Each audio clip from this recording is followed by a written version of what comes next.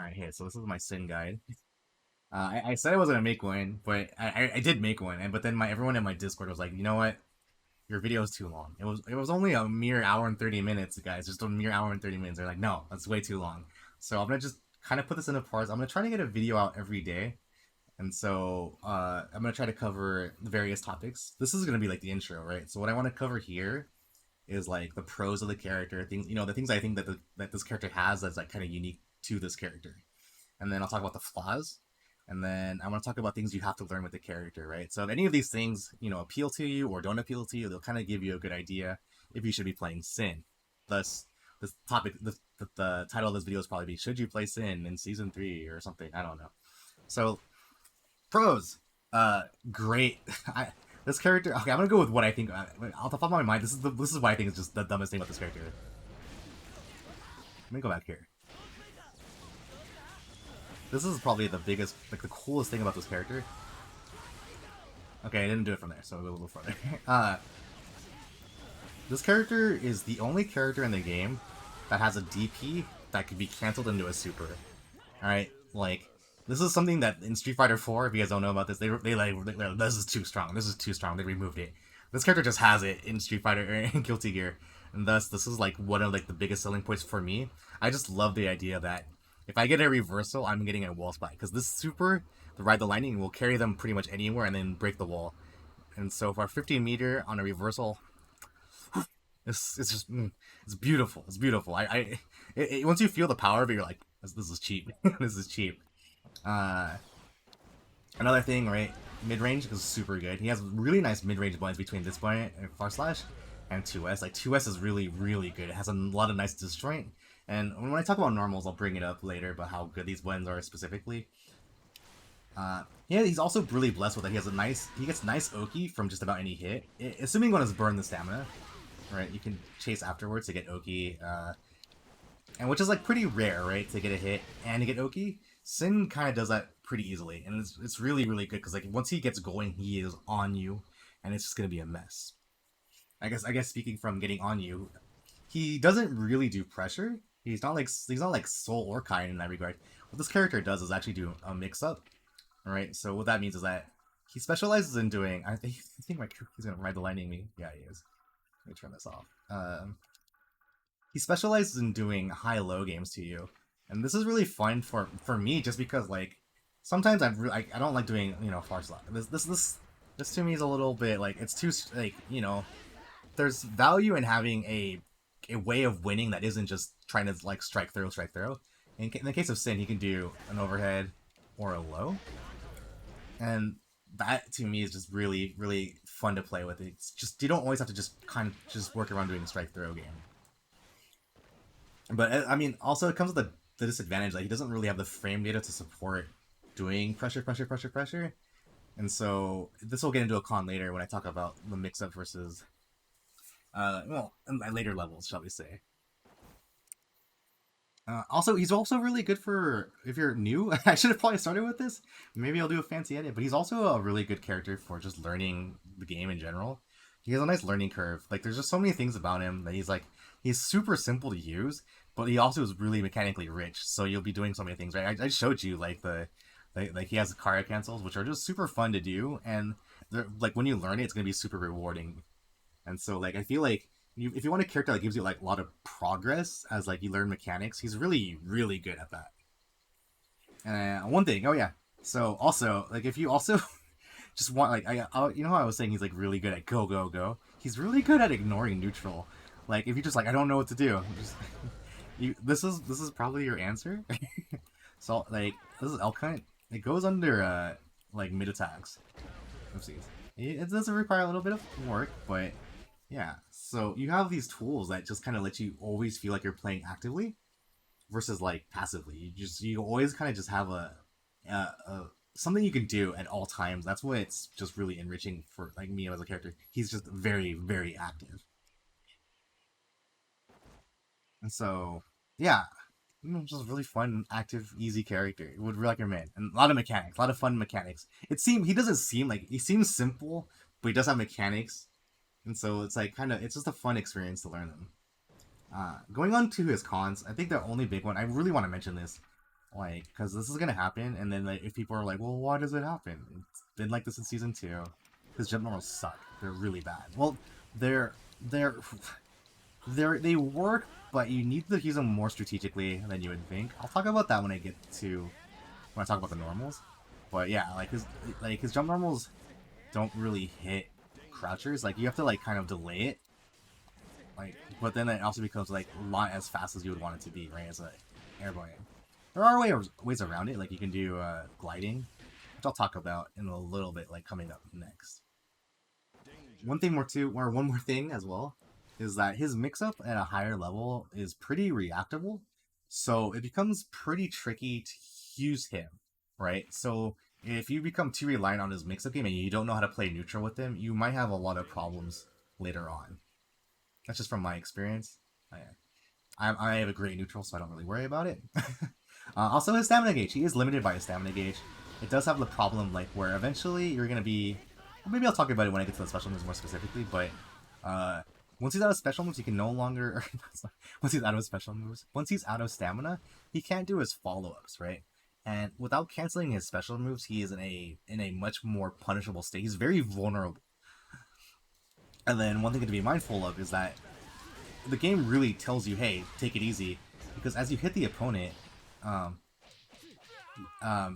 the gauge actually doesn't build.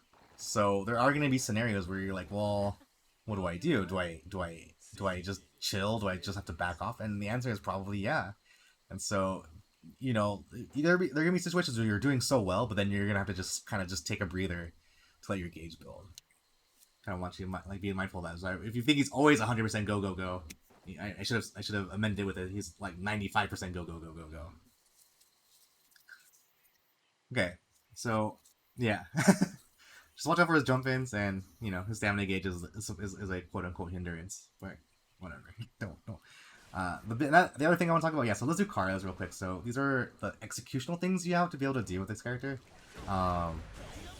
I really think like if you can't do the Kara, or if you're really turned off by Karas, I would still say give Sin a shot because he has some of the easiest Kara cancels in the game, but he does require you to do Kara cancels. And so what a Kara cancel is that, let me turn off counter here, is that when you hit the opponent with a move, or not when you move, a Kara cancel is when you cancel a special move into it. Well, in Strive, what most people would probably consider a Kara is when you cancel a special move into another move. And so in this case, what we can cancel is the his dashes. He has special dashes from all of his special moves, right? So Elk Hunt goes into a dash. Or that was Hoof Stomp, but you see what I'm doing, right? They all go into dash. We can cancel that dash into super. And if you're wondering why this will let us be able to combo into super from basically any special move. Like that. And this is where he gets really, really, really nutty. Like he has, you know, he can combo from anywhere basically with his into super, which a lot of characters can't do. Like they have to spend the 50 meter or something. They can only do one or the other, right? They can Roman cancel, but they can't do a super, right? Or they can do vice versa. Sin can kind of do both, which is why he's like really, really, really good in my opinion. So how to do a Kara cancel? Let me show you real quick. So what I do, right? So we're doing Tyrant Barrel right now. I'll show you both supers, but Tyrant Barrel is a quarter circle forward P. You kind of see my like the little joystick in the middle of the screen, or look at the left. In order to do what we want, right? We want the dash. We want to cancel the dash, right? So there's like you see the dash. I also use the dash button. I personally don't know if it's easier or harder to do with a forward, but I'm gonna show you how I do it. So what I do is after any special move that I do, I just do quarter circle forward, and then I press P and dash button together. And more or less, that always just gives me the Kara cancel, right? Like, I don't usually drop it unless you guys are watching me, and then I get really nervous for some reason. See? There you go. But if you look at the inputs to the left, right, you can see how, like, pressing that dash button kind of gave me, like, a bunch of dashes on a P. I don't know why it does that, but it kind of guarantees you that you're going to get the dash to come out, and then you're also going to get the super. That's what I really recommend. It's also really, so in this case, you're like triple guaranteed to get the dash because like, I mean, there's like 10,000 dash button inputs over there. But there's also the forward from the P, so let's we can do this. So yeah. So like, this one's really easy to do just because the super motion itself will also give you the dash because it's also doing the forward for the dash. That's just something bonus. The other one you're gonna have to do is also ride the lightning. This is, I think, a lot of people that come to my, not a lot of people, but does come up that people have a hard time doing this one because it's half circle back forward, and this one just requires practice, but it is pretty essential to learn for just this alone, right?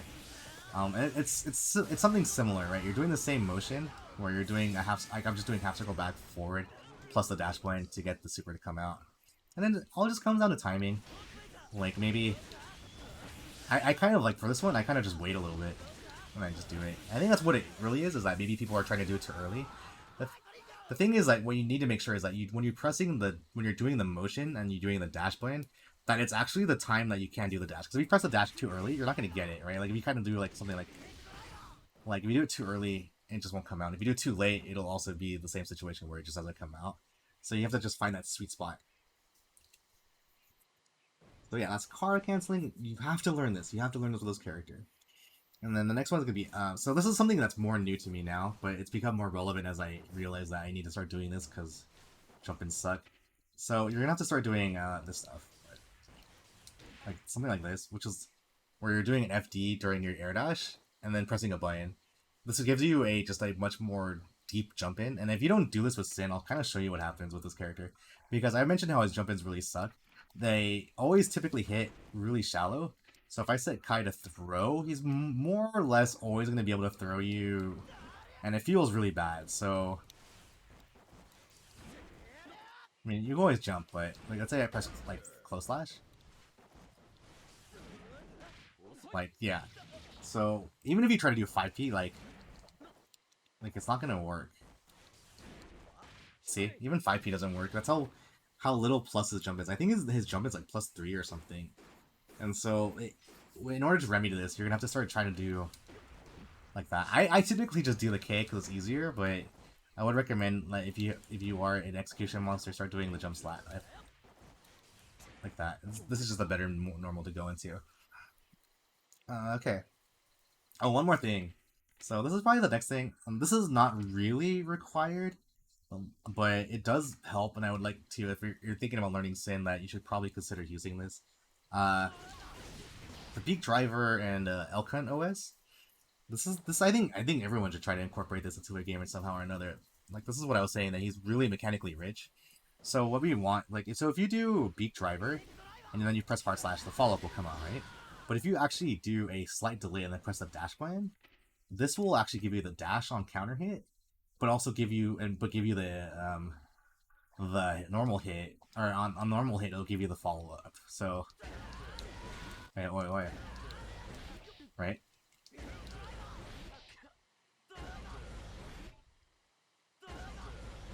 You're doing this right. Oh, it's 100% force. My bad. I'm going to random, so let's see.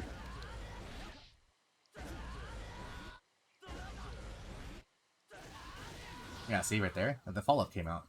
But in the situation that I get the counter hit, it's gonna do the follow up, right? And all it is you just do the motion, press hard slash, and then just wait a second and then press the dash blind.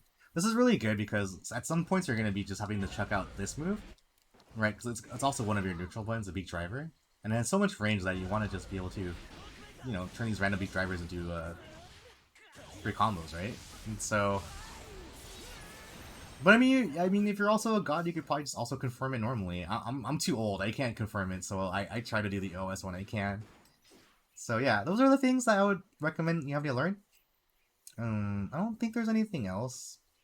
Well, I guess one thing I do want to recommend, or kind of mention too. I should have said this during the cons, but he's also pretty reliant on starting to learn how to do hit confirms, right? That's just one thing that you're gonna have to start being able to do, because he has you have to do a single hit special moves into confirms, and that's probably something that's kind of tricky, but it's also not necessarily mandatory right away. But just throwing that out there. But like I was saying though, his learning curve is pretty good, so until the meantime, you could probably just start practicing that in the super and whatnot, right? Just to show you, right, like that. Just kind of stuff like that. Okay. So, I hope this video is short. I'm so afraid to see how long it is. But yeah, so that was the video. I covered the pros, right? Just a good, easy character with lots of mechanics to learn. Cons, his jump and suck. They're really bad. They're really, really bad.